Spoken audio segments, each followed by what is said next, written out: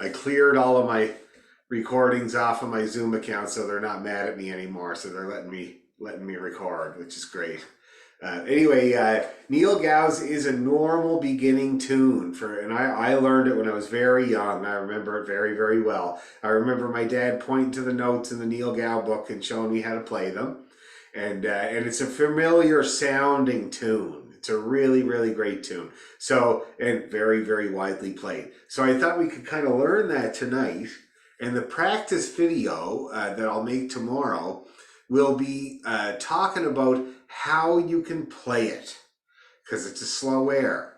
And we're getting some skills. We've gotten some more skills with bowing and with intonation, and then we can kind of, I think everybody can kind of up their game a tiny bit. And so we're going to talk about how you can play it with dynamics and with your bow and phrasing and ways to maybe a little bit of vibrato, because we haven't talked a lot about that. And I think for some of you guys, it might be time to introduce a little bit of vibrato. Does anybody try to do vibrato at this stage? Has anybody given anything a little wiggle? You have, Julie? Yeah. And it's a good thing to do. I mean, it's a very, very important thing, you know? It's great for the sound. Obviously, it makes the sound really, really nice. And also, it's a way to hide behind, it's something to hide behind for intonation a little bit too. You know what I mean? And that's what I always tell people. When you hear me play vibrato, a lot of vibrato, it's because my first attempt at a note was at a tune. So I put a little wiggle on it and make sure I land in tune. Nobody notices, you know what I mean? And that's kind of what it's for. That's what vibrato is for. We can also talk about, and I was working with somebody on this earlier today, which is the speed of your bow. So speeding up your bow in the middle of a note to make it kind of swell, you know, and the volume get more, because that's how, I've talked about this before, but our volume control on the bow, on the fiddle, is the bow speed. A fast bow gives you lots of volume. A slow bow gives you less volume. And it's just because of how much you're vibrating the string. And this is for a lot of people, this is a revelation, because many people kind of have the idea that to play loud on the violin, you got to dig in more, dig in harder, you know? And it's a common misconception. It does not give you more volume. It does give you the illusion of more volume at first, because it gives you kind of an attack on the note, but then it's just crunchy. And so I'll just demonstrate. So here's a kind of first of all, I'll show you the difference between loud and soft with the speed of your bow. So here's a slow bow. See that? That's certain volume. Now I'm going to move it kind of twice as fast. You hear how much more volume came out of there? And then you can even do more. See that? That was really quick and swift bow, giving me lots of vibration.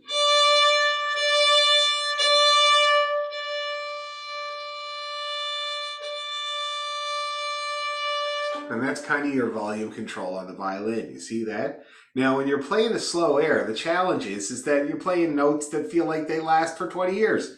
You're playing this A, and it's like lasting forever, and it gets boring, same old A.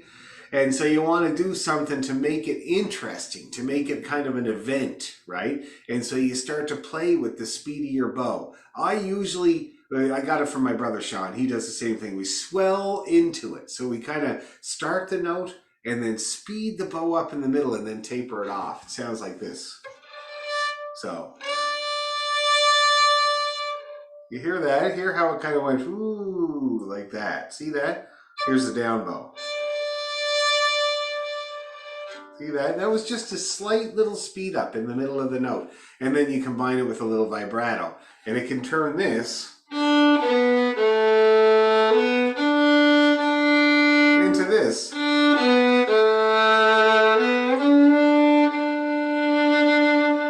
You see how much better that is, how much more interesting and more, you know, like just a better experience altogether. So that's what we're going to talk about in the practice video.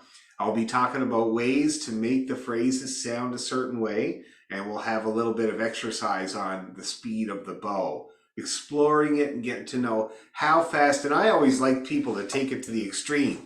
So I get them to move the bow really fast to the point where it makes it sound not great. You know, like where it's skipping a little bit. So that's kind of an example of too much weight, too fast bow. And so that's kind of your ceiling. See that? And then I get them to experiment with really too slow. Not very nice. See that? And that's too slow. So you want to find yourself a couple of speeds that work really well and have that dynamic range. And so I have some exercises that we'll do to do all that. All right. So that's what's going to be in the video. And I think it'll be really, really useful. But tonight I thought we could just first of all practice for a while and then learn Neil Gow's lament for the death of his second wife. There are many stories associated with the second wife. So some people, but the main story that people always talk about, because he only had one wife, right? The second wife was the fiddle. That's the first main story, and that somebody sat on it. And that was the death of his second wife, right? That's the one story. And a lot of people believe that story. And it does sound likely, you know what I mean? But the one that I heard that I find is more likely is that the doctor told him that he had to stop drinking whiskey or he was going to die. And so that the whiskey was his second wife, right? And that's the death of his second wife. It seems much more logical to me, that explanation. First of all, because I've known a lot of Scottish people in my life. Second of all, the way the tune is laid out sounds to me like a conversation between a doctor and a patient, especially in the second part, because it has a repeated phrase that has a repeated response. And it's almost like the same response except slightly different every time. But the phrase is the same every time. And I find that's kind of like the doctor saying, you know, or Neil saying, you know, like, maybe I could have a little bit at Christmas time. And then the doctor's response is very subtle, saying, you know, no, you can't have any at Christmas time. And then he says again, well, maybe I could just have a little, just one or two once in a while. And then the doctor says, no, you can't. And it really sounds like that, you know? So that's what I find is probably the more likely story of the second wife. But anyway, so let's get warmed up and we'll do some practicing on some stuff we've already done, and then we'll get into that. So now, Neil Gow's lament is in the key of D. I think it would be very good for us to play a nice D major scale in arpeggio and maybe some double stops, get warmed up in the key of D. Okay, and I'm going to put my tuner on here. Make sure I stay honest.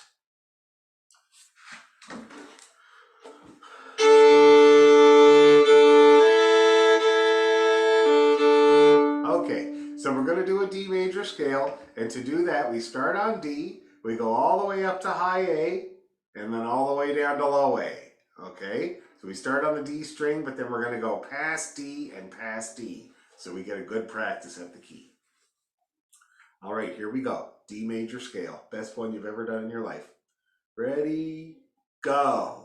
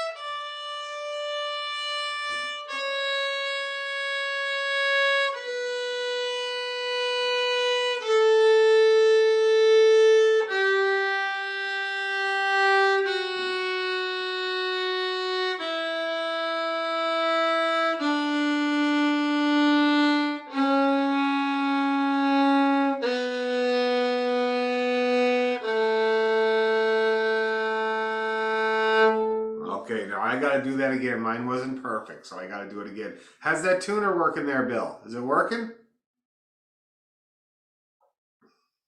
Yep, that works too. They're tricky things, really. I remember when they first came out, I couldn't even believe that they would work, but then sure enough, it really does work. It was called IntelliTouch, was the first one. And the band that I played with in Ohio gave me one when I left Ohio and came to Toronto. They gave me a going away gift of the IntelliTouch clip-on tuner. And it wouldn't really clip onto anything, but it was still really good. You know what I did? I ended up using it when I was on tour just by I took the clamp off because the clamp didn't, it was meant for guitar. It wouldn't clip to the fiddle scroll at all because of the tapered scroll. So I took it right off because it also wouldn't fit in my case. And I would just hold it up against the fiddle. See that? And it would do exactly the same job, like exactly the same, just holding it up against there. It was actually more direct than clipping it on. But anyway, they've come a long way since then. Okay, one more D major. Let's see if Bill's tuner's gonna work. Okay, a 1, 2 on the D.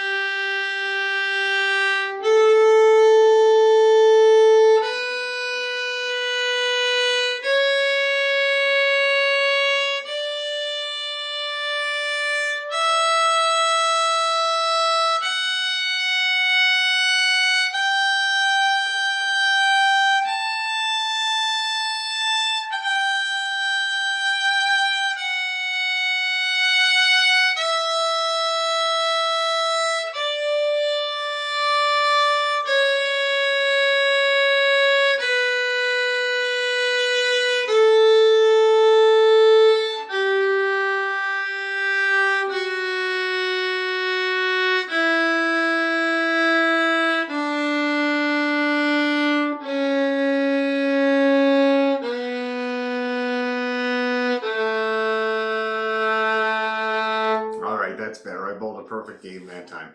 Now let's try the arpeggio, shall we? Okay, nice and easy, and tune the notes. Ready, 2, 3, low A.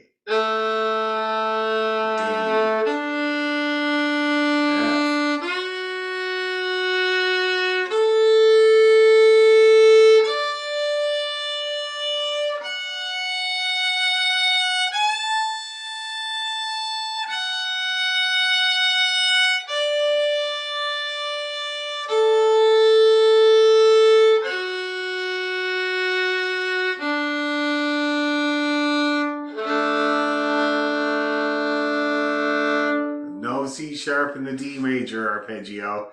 It seems like there should be a C sharp down there because it feels a bit like A major, but it's just F, D, low A. That's it. Let's do that arpeggio once more.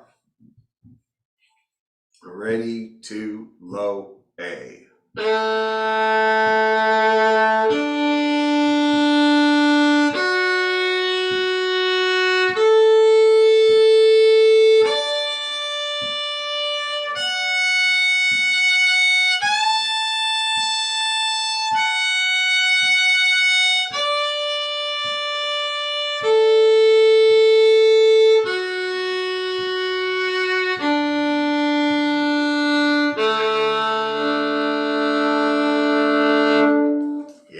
How's that feeling, everybody? Doing pretty good? Keeping her between the lines? Okay, cool. Let's do scale followed by arpeggio a little faster. See how you get along, see if she still stays in. All right?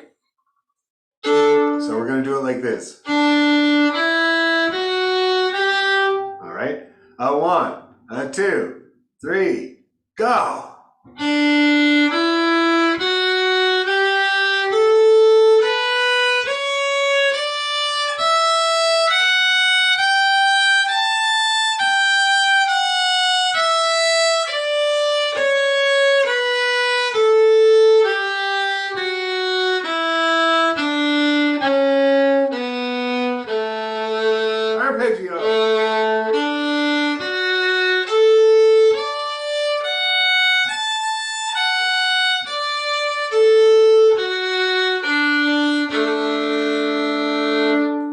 How did we do at the higher speed? Did it suffer? No? Well, that's just great. You know what that means? We do it again right away. Exactly like that. 1, 2, 3, go.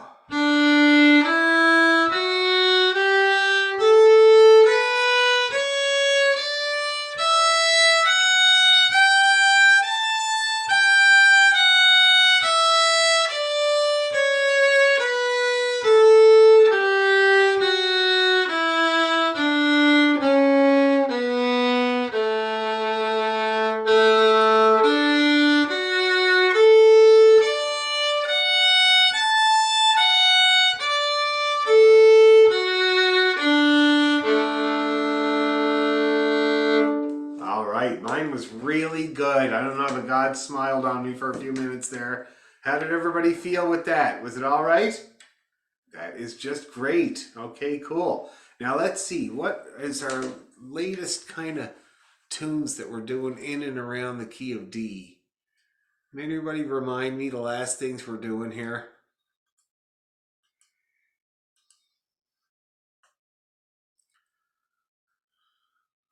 Oh, that's good. What was the last tune we worked on? Was it Irishman's Heart to the Ladies? Oh, yeah, that's great. Irishman's Heart to the Ladies. Let's practice that a little bit before we jump into Neil Gow's. Oh, that's good. I just got an email from my engineer that we were in the studio on Friday, and we ended up actually recording 5 tracks, which is pretty cool. We expected to do 2, but the guy just sent me what we did, so I can listen to it, which is just great because he was very late, and the engineer was a bit impatient. And I don't think he was kind of digging the Scottish and Irish stuff. Don't think he was in the mood. But I talked to his boss today, and apparently his girlfriend kicked him out, which is, and he's staying on somebody's couch. So maybe he was just having a rough go of it. But he actually recorded 2 separate sets of tunes on the same track and didn't notice. And so we got to the end of the session, and it's like supposed to be 5 tracks, and there's only 4. And I'm freaking because the one that we couldn't find was really good and like a one-time thing. And here he had just thought it was another take of the same set of tunes. Not ideal. But anyway, that's okay. Nobody's perfect. Okay, Irishman's Heart to the Ladies. Great tune. Let's do it. We'll go slow at first. We'll do it a whole bunch of times. We'll get it all strengthened up here. Irishman's. Okay. Okay, now let me see about a speed. Oh, jeez, the shoulder rest is just driving me nuts. Ever since the winter hit, it keeps falling off. The non-winter winter.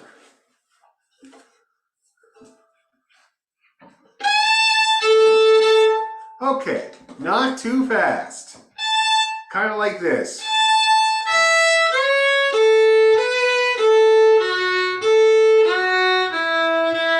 Let's see if that works out. Okay, we're going to do it a good couple of times. So keep your helmets on and keep shooting. 1, 2, 3, go!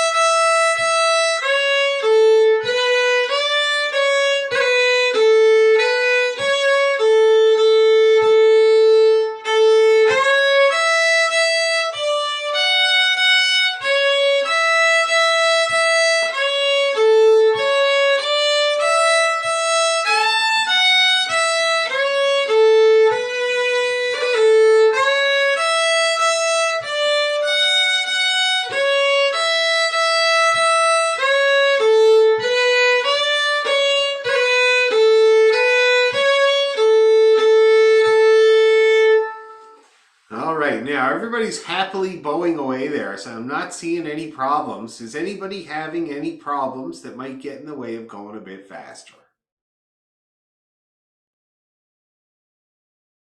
No? Well, that's just excellent. Let's give it a try. So let's try, say, going maybe this fast.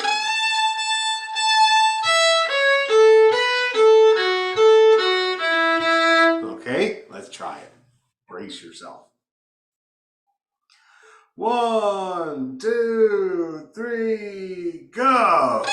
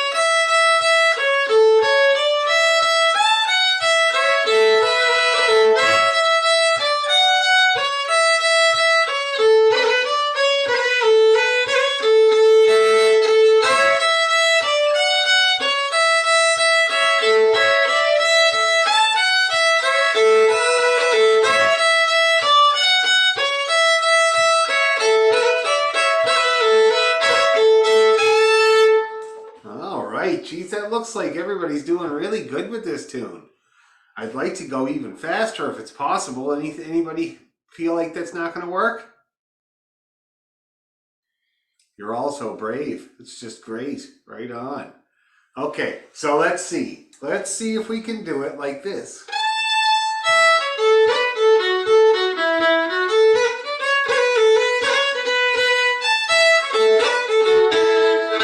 Okay, and just keep bowing. No matter what happens, just keep playing and we'll see if it's going to work. Alrighty, let's do it. I'm confident. Here we go. 1, 2, 3.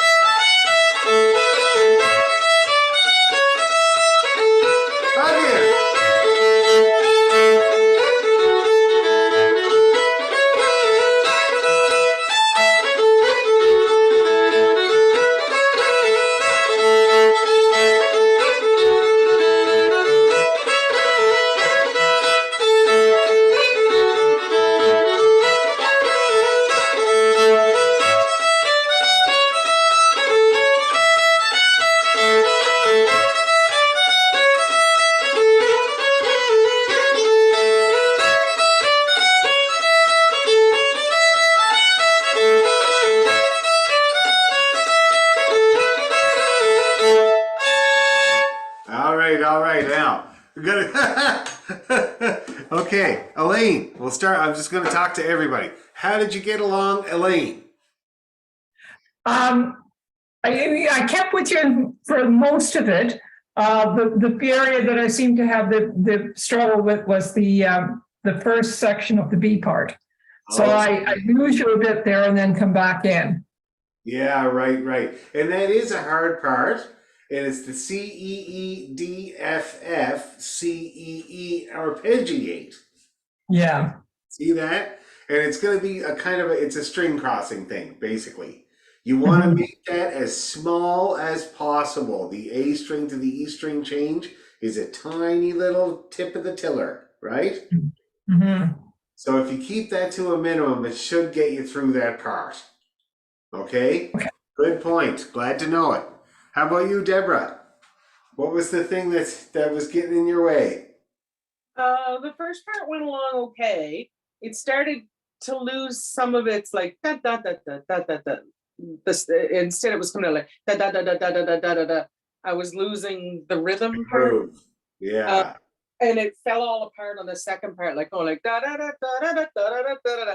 My fingers were just getting tangled one over the other. Like, oh no, you'll get it. No, you didn't get it then either. And you think it was the left hand that was your problem? Yeah. Okay. Whoa. Have we ever done a scale in thirds? Yes. Okay. That would be the thing to practice because that's what's going on there, right? 2, open, 3, 1, 1, 2, open again. Okay. And so those are thirds. So even numbers, 2 and open, and then 3 and 1, and then back to the 2 and open. So, and that's the bugger of this half of your hand and that half of your hand, right? Yep. Yeah. So this also really helps a lot, just sitting there doing this. And you could do it at your husband, so he once in a while thinks you're giving him the finger, but you're not, right? It's like, oh, yeah, I was gonna, but then I didn't. So that'll strengthen that because it is a hard move. That's why we do a scale in thirds to strengthen that kind of, it's that I'd say that's what's getting in your way there. Yeah, it was no problem. The speed's one step slower that we had done, Yeah. but once we bumped it up, it's like feathers in the. See, that's why we do that because it shows up the bits that you got to work on. So obviously, you're going to take those 2 bars. You're going to think about that 2 halves of your hand. And you're going to strengthen that so it doesn't stop you anymore. Okay. Okay. How about you, Bill? How did you get along? You got to unmute.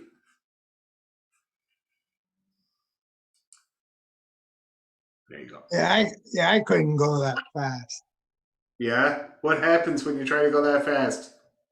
Well, I just kind of lost it. Yeah. So knowing what comes next type of thing. Yeah. Okay, yeah, and that's just simply going faster than your headlights. So we'll just take a few more 100 times slow and we'll be able to get that. The other thing is trying to sing the whole tune in your head. Be able to sing it so you don't have to read it. Okay? Very good point. How about you, Lena? What happened? And hi, how you doing? Hello, I'm good. My experience was the same as Deborah's. Like the speed before the last one was okay, good, and then that one was just too quick, and it was the left hand, and Yeah. just what Bill said too. Like it was just beyond the speed of my head. Yeah. Okay, well, let's back her up then, shall we? Let's do it a few more times at the speed previous to this one. Oh, but I'll tell you what that speed is, because that's valuable information. So it wasn't 110. That's what my metronome is doing right now. Let me show you what 110 sounds like. Because I have a student on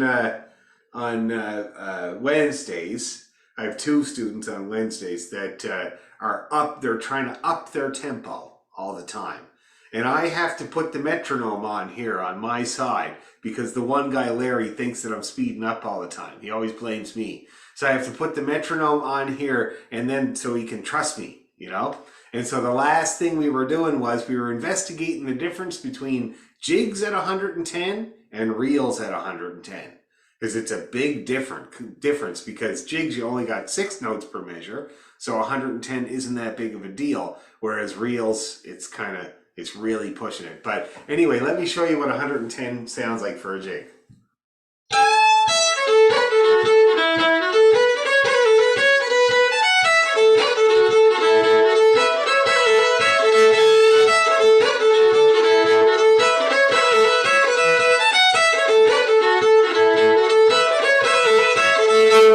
See that? It's up there.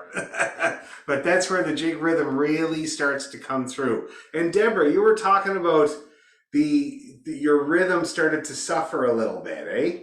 So you felt like you had the good kind of yumpity, yumpity, yumpity, and then when we went fast, it kind of evened out, right? Yeah, then it was like I was trying to catch up in some spots, and Yeah. yeah. And so that's a length of bow thing. When people go faster, they tend to kind of start to contract the amount of bow they use as they go faster. And that's normal because that's physics. But you want to be lengthen as much as you can. Because when you get down to that kind of pecking at the bow, it really straightens out and takes away from the rhythm. You know what I mean? Because I get those accents, again, just like I said before, I get those accents by speeding up my bow. So we're actually using more bow. Watch this.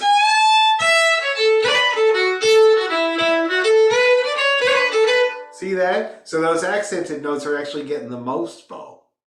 Okay? I find most people get along quite well just by lengthening overall. Just giving the whole thing a bit more bow despite the speed. Okay? It's kind of counterintuitive, but it really tends to work for most people. So more bow, even though you're going faster, especially because you're going faster. Anyway, so let me show you what that tempo was. I have a feeling it was 85. Yeah. So that's what we did it at. We did it at 85. So 85 is too fast. Okay? So we're going to back it up to 75. We're going to do it at 75. But 85 is our aspirational tempo. It's good to have aspirations in life. So it's going to be like this.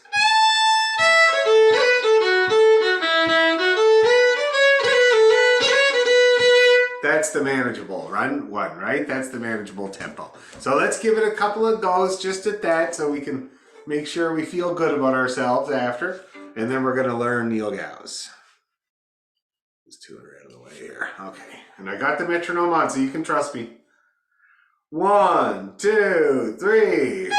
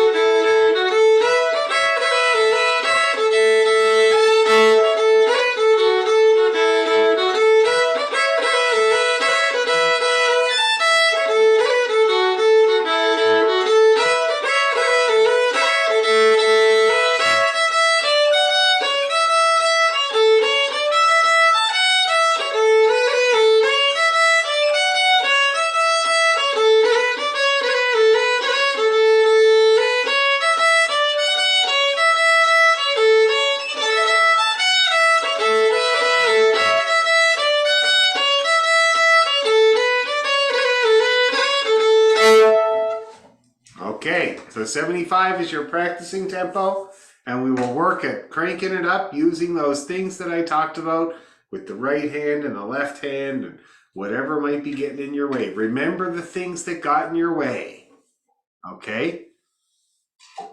Alrighty, Neil Gow's Lament for the Death of His Second Wife. Let me just find the good version. I know I got one handy because I did it with people not long ago. Neil Gow's Lament for the Death.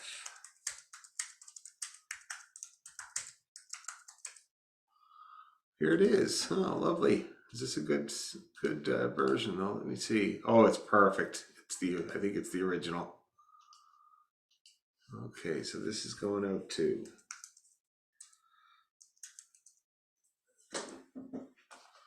everybody.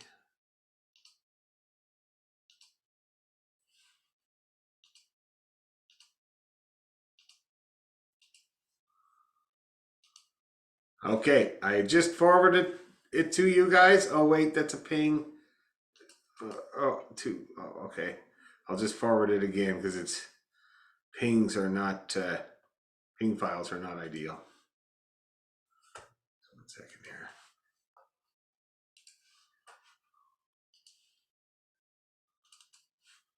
Okay, and I'll export that PDF. Okay, and then I'll send it one more time.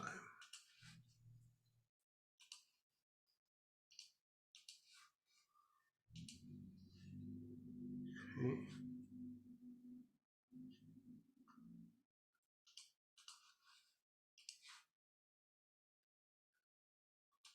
Okay, I've just sent it to you all. I'm going to open it up now and share my screen so you can all see it. And I'm going to play it while you're looking at it. Okay, here she is. Neil Gow's Lament for the Death of His Second Wife. Oh, it's a little bit. There we go. Everybody see that okay? Okay. So while you're looking at it, I'm going to give it a try and so you can hear what it's supposed to sound like. It's a beautiful tune. I love this tune.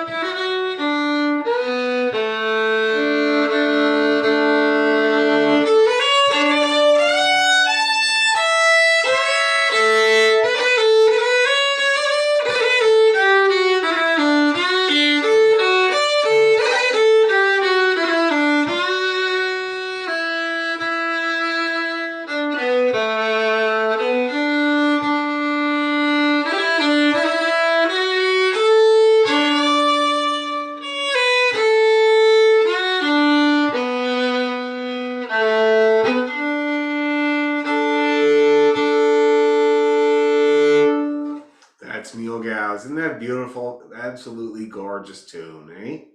And it's simple. Like, it's not, I know it's long and it has some different phrases, but there's nothing hard in it at all. It's just a collection of phrases that you got to get used to. So, and the reason that you can hear the reason that I think it's the doctor talking to him, the second part there, in this, because they got this phrase that comes back 3 times.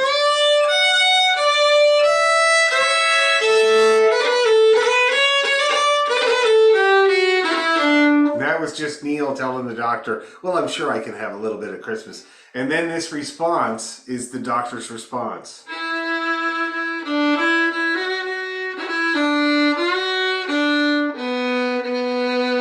Which sounds like a no to me. And then we got Neil's second plea.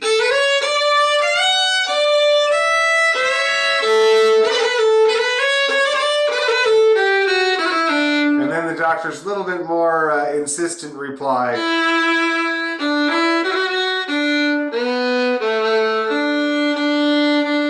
Okay? And then Neil's last little plea for liquor.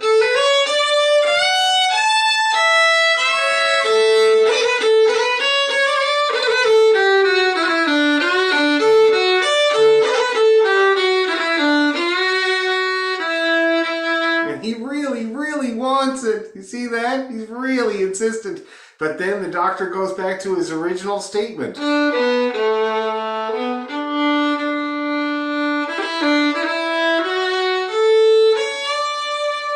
And that's kind of the end of the line there. And you notice there's what's called a hemiola over that. Do you notice that? It looks like an eye with an eyebrow over it. And that's called a hemiola, or a pause. Okay? And in an orchestra, you would hold that note until the conductor does this, right? And it's really, really beautiful. In this particular tune that you're looking at, they have 4 of them written in. In the version that I remember, the only one that was written in was the one at the end, at this one here, this last D. And people always paused on it, so they would go like this.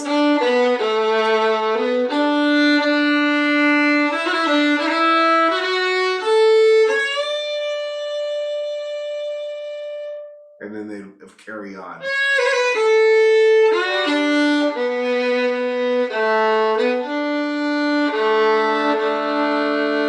So that's what those are, okay? I would, for practicing purposes, I would disregard them for now. But when you're playing it on your own, they're really, really nice. So if I were to play them in the first part like they have them written, and some people would do it like this, like Alistair Fraser, he might do it like this. I'll show you.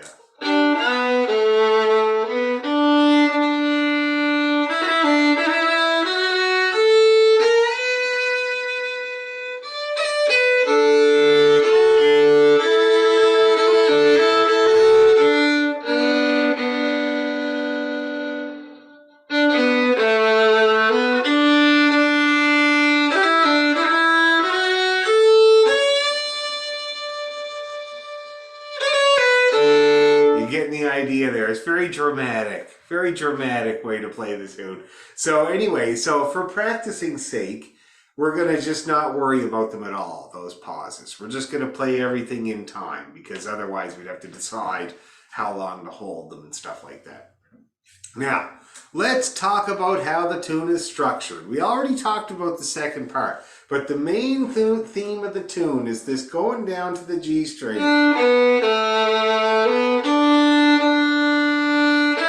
And then climbing up. That's kind of the first phrase of the tune there, those first 2 bars. I'll do it again.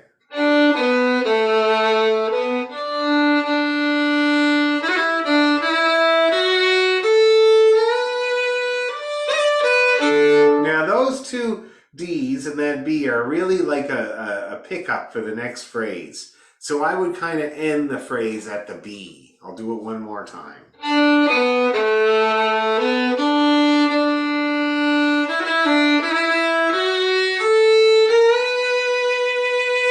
Okay, that's the first phrase. Let's all give that a try together.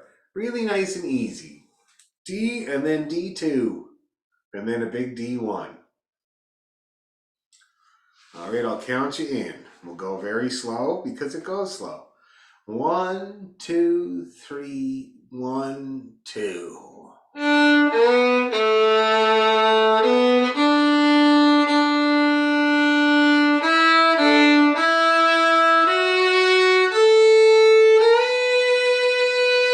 Let's do that again. Same exact thing.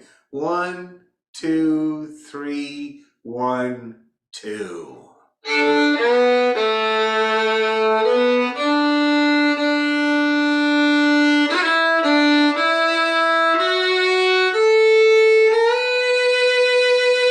One more time to be sure. Ready, go.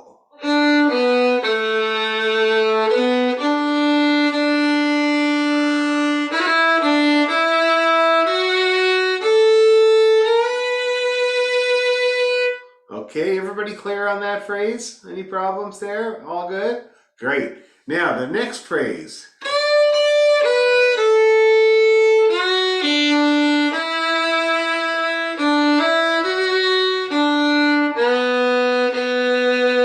You see how that also ends on a B, but it's the low B.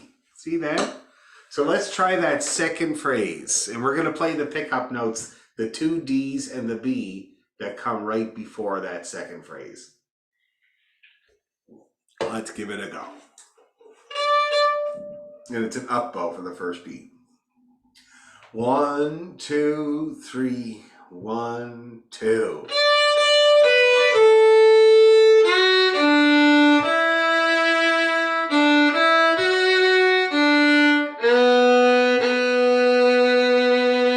Do it again. Very good. Ready, 2.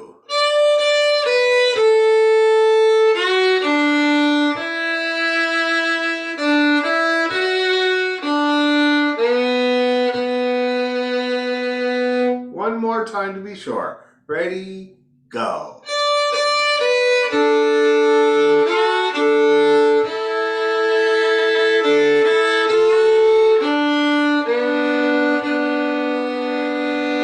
Okay, now the next phrase is the same as the first phrase, except it ends on that D instead of the B. So we pretty well got that. So let's start at the top and see if we can get right through to where that ending is, and then we'll learn the ending, okay? So let's see, we'll start right at the top and see if we can get through. I'll count you in. 1, 2, 3, 1, 2.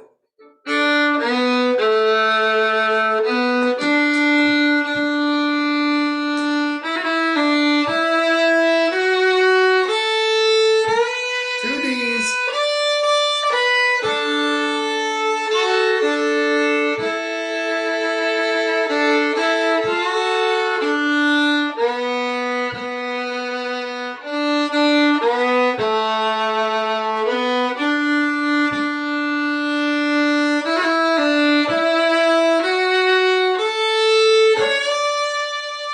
Okay, everybody seems to have gotten along pretty good there. So now the ending.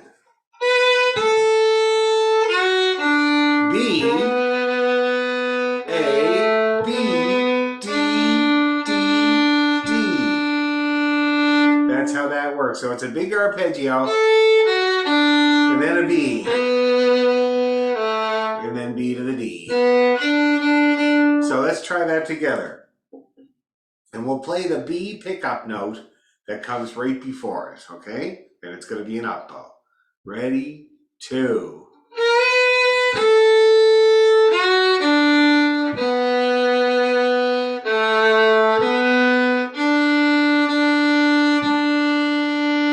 Let's do it again, same thing. Ready, 2.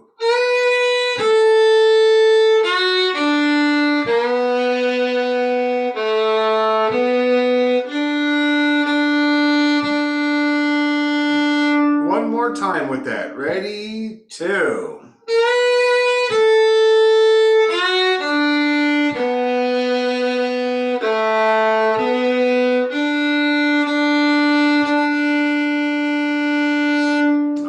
Now we should be able to whip right through that A part without any problem at all. Now, why don't you mess with it for a second while I make sure Sylvie's not still on her tablet, okay? And then we'll try the whole A part. So just mess with it a tiny bit there. Sylvia, are you doing real art now or are you still on that phone?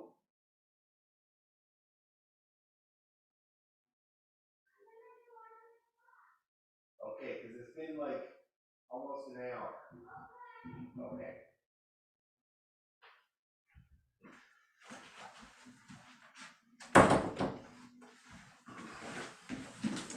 All right.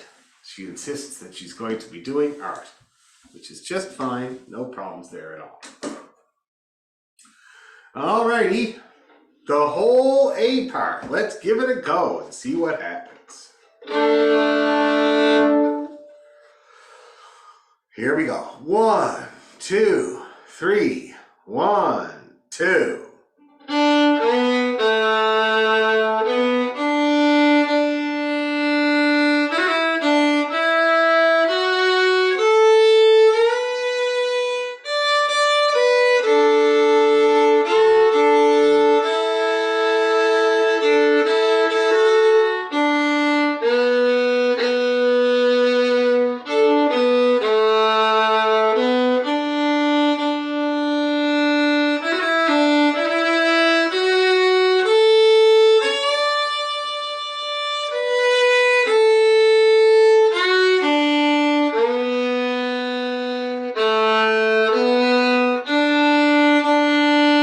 Let's do it again.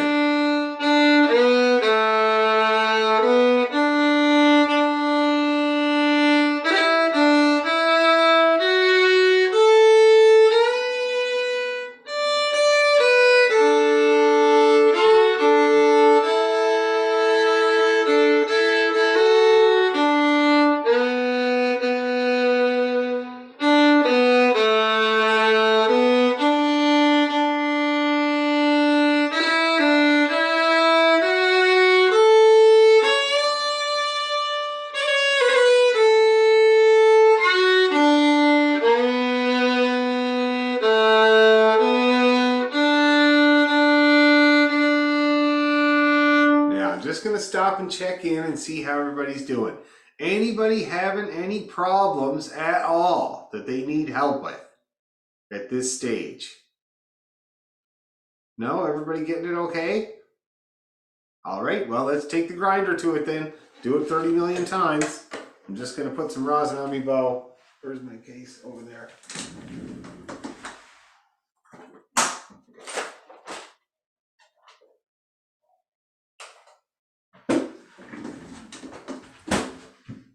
One of my students drew today. He's a young fella. He's from Antigonish actually, and he was playing away there, and he was like, "My fiddle's not working properly. I can't get it. It doesn't seem to vibrate." And he was getting all stressed, and then he realized that he just needed rosin. That's all, because he hadn't touched his fiddle because he went away he went back to Antigonish for Christmas, and bought a car out there and drove back here, and so the bow was just not used at all, and so it just needed some rosin. If I can ever get this case open. Okay.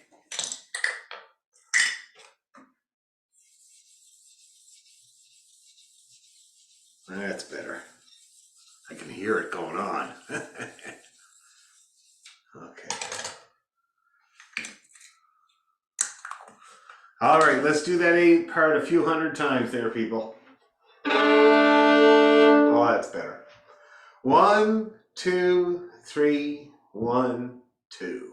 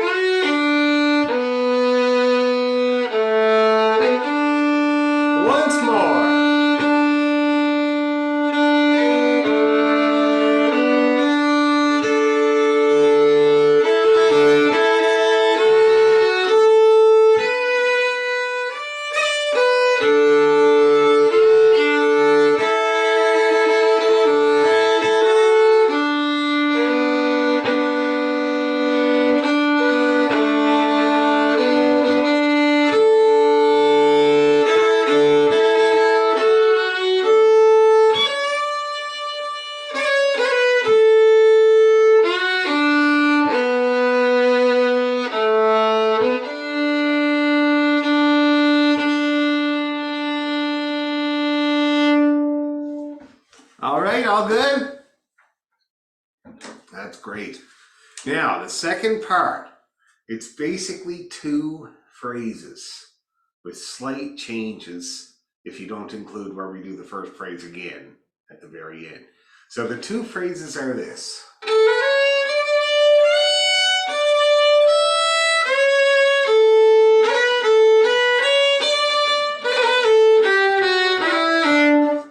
Okay, and that's the one that keeps getting repeated 3 times. We do that lick.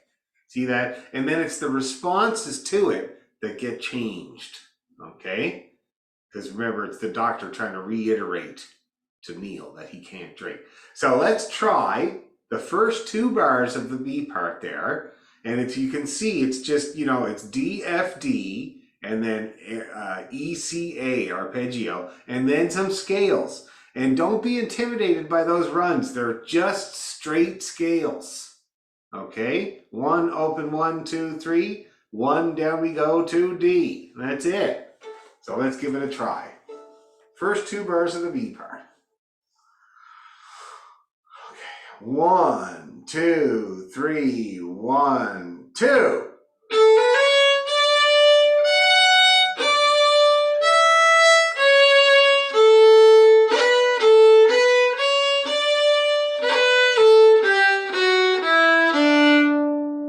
Okay, that looked like it worked just great. Let's do it again, just like that. Ready, go.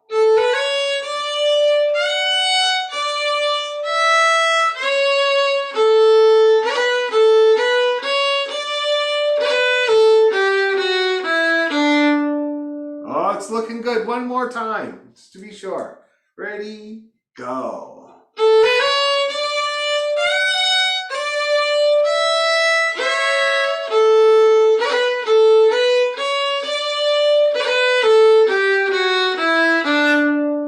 Oh, that's fabulous. Everybody looks fabulous doing that, okay? Now, the answer to the call. Big long E.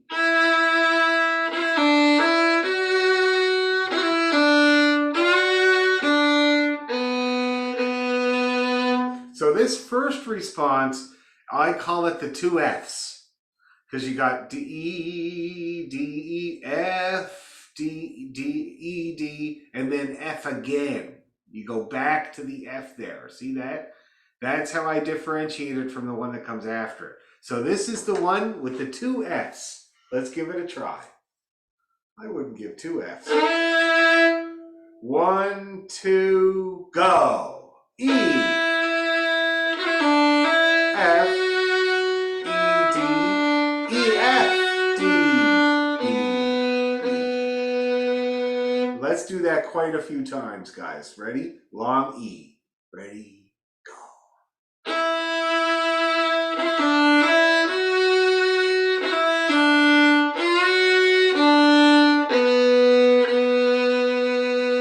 One more time to be sure. Ready, go.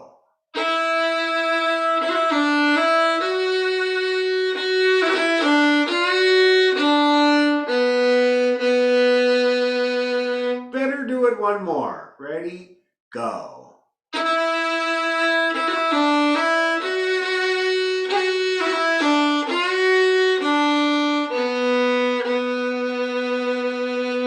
Okay, now let's put that line together, just so that you can see the relationship between the 2 phrases. So this is the 3rd line of the tune. We're going to play the whole line.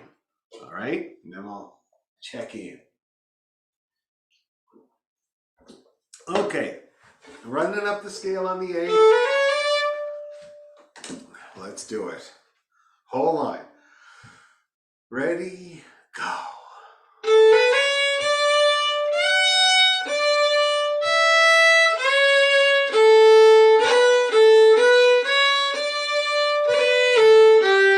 Long E.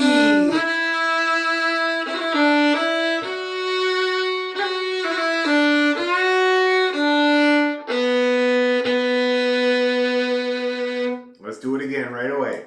Ready, go.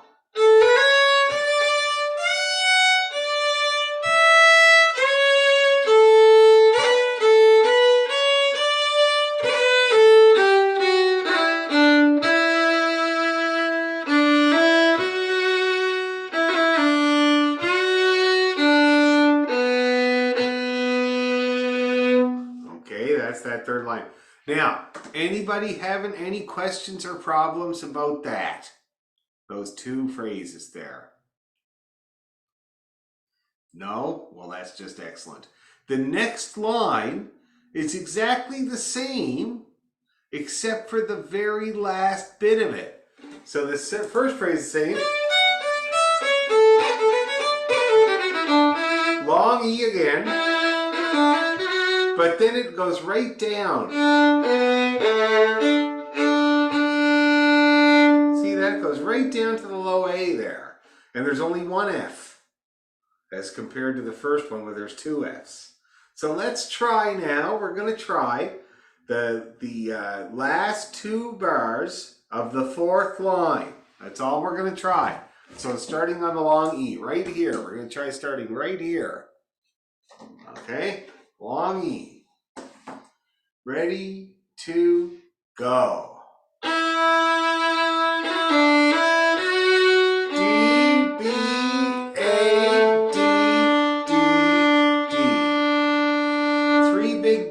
At the end. That's the other thing to remember because we're in the key of D. So that line there resolves to the D. Okay, let's do it again. Starting with the long E. Ready, to, go. Yeah,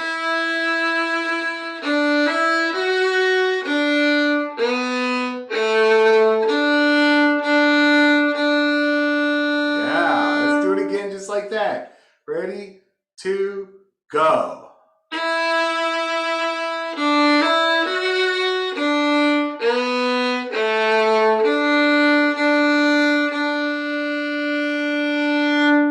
Okay, so now let's try doing this.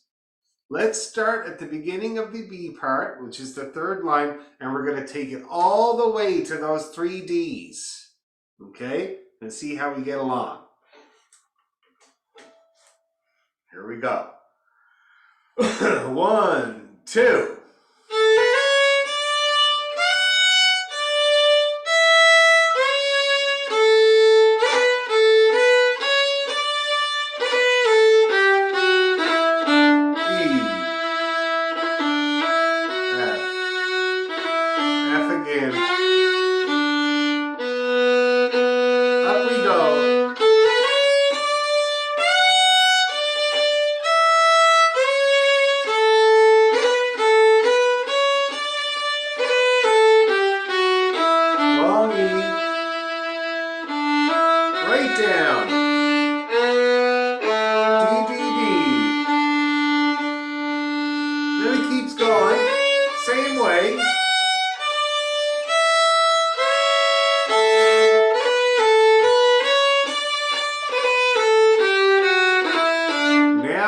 The little job here.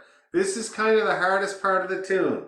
F, D, A, F, D, A. And kind of like an arpeggio. All the notes of an arpeggio in there. You see that? F, D, A, F, D, A. And then a straight scale down from B. All the way to the D. So let's practice that bar. And then what comes after that is just a long F and two E's. And then we're finishing off the tune. Okay, so we're going to try now. Second last line, the last two bars of that line. F, D, A, F, D, A. Starting right here. Okay? Let's go slow. It's a tricky bit. F to the D. Ready, go.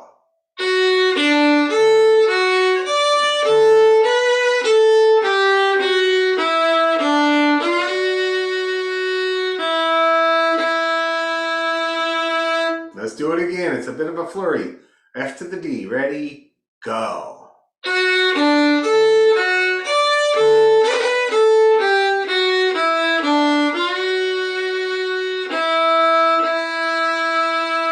Again, same thing. Ready, go.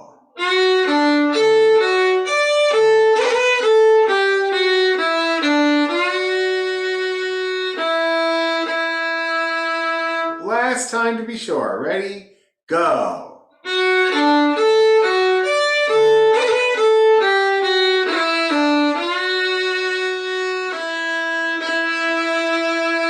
then we finish off the tune with what we already know, which is just basically the second line. Okay? And that's the whole tune. So now, let's try, before we do the whole B part, let's just try the third line right to the end. Okay? And we'll play the pickup notes. So we'll play these pickup notes, and then we'll go these two lines right to the end. So we're starting right here. A little run up on the A. Ready, go.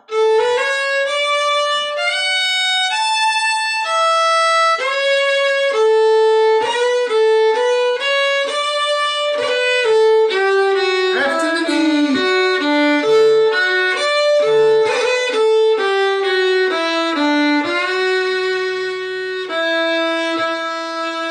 Keep going.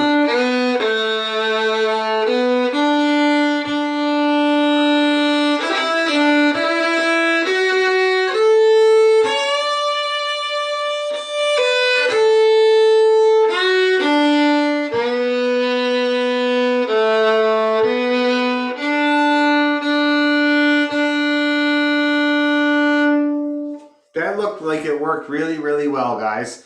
Let's do that one more time. Just that exact same place. Start at the exact same place. Ready, go.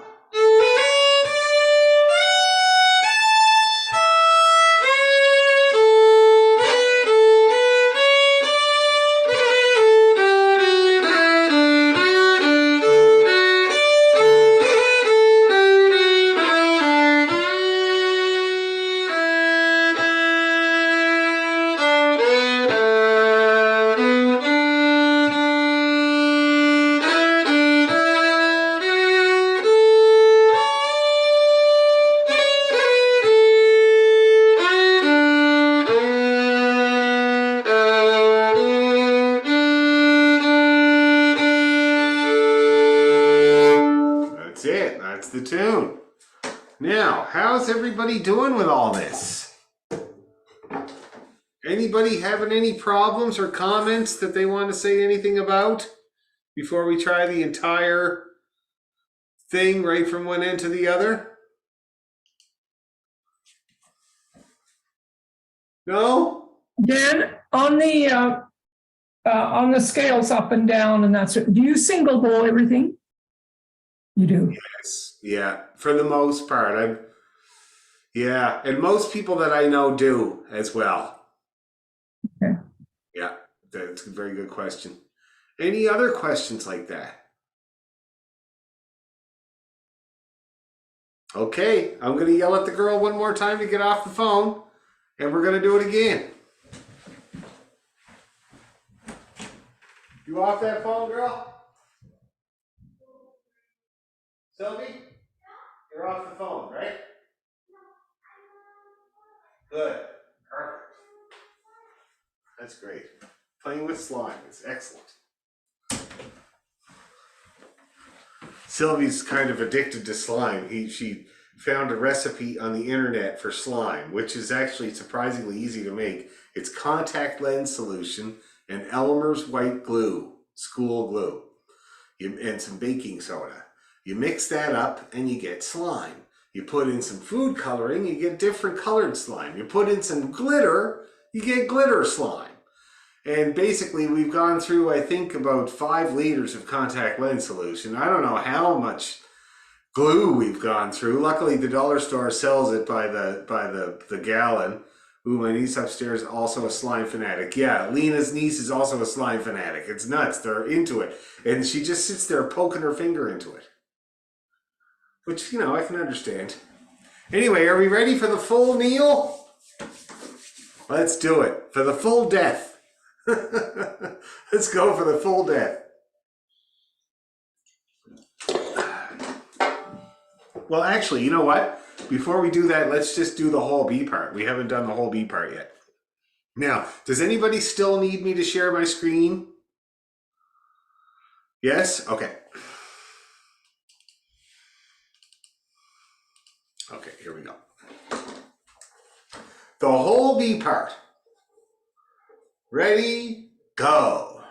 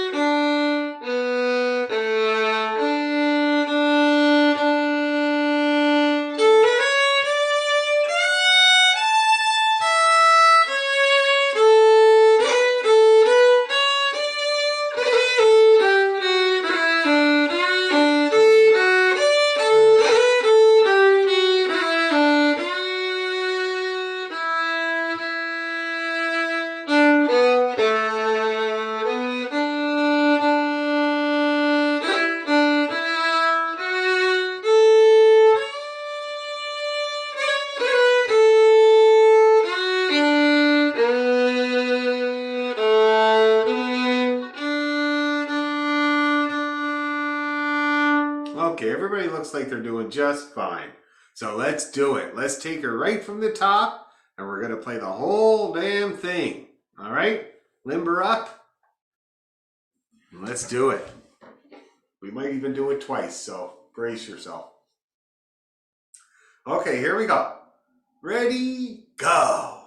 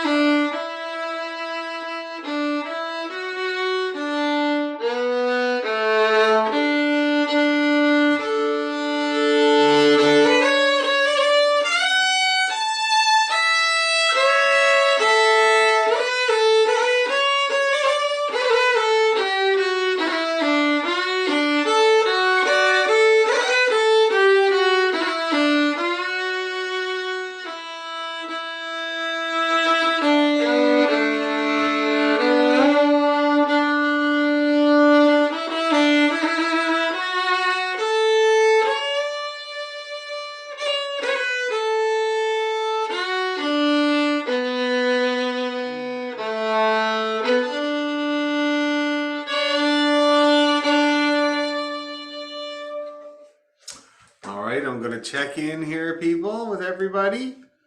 How's everybody feeling about the full Neil deal? It's working okay?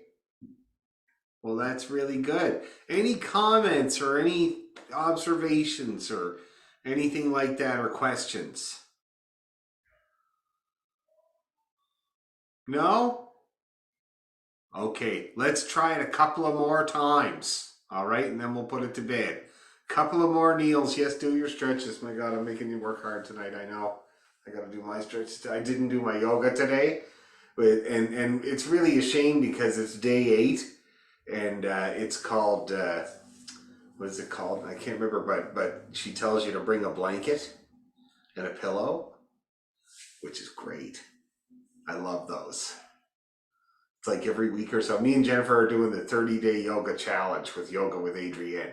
And so every week or so, she gives you a sleepy one, which is just great. I love that. It's my favorite. And then tomorrow it'll be really hard. Yesterday was hard as hell. It was like a half-hour ab workout, full on.